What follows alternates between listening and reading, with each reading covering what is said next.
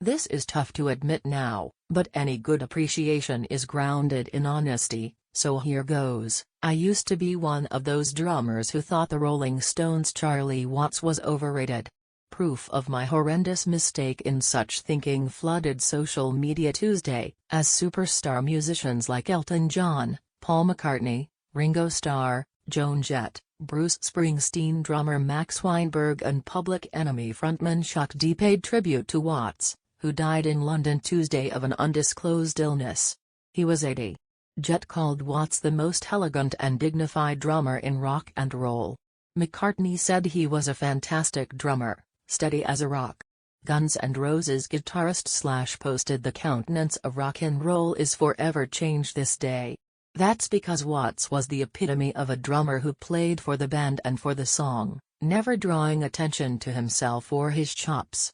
The world might focus on the Glimmer Twins, singer Mick Jagger and guitarist Keith Richards, as the glamorous core of the world's most enduring rock band.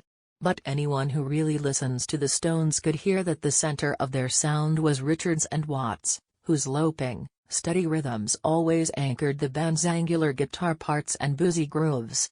Small wonder that when the band played gigantic shows with terrible sound systems in the 1960s, Watts says he always insisted on having Richards' guitar amplifier placed where he could hear it. Check out the drummer's halting entrance on the Stones' 1969 classic Honky Tonk Women, where his snare lick almost seems to trip over the opening cowbell before settling into a swaying, sinewy beat.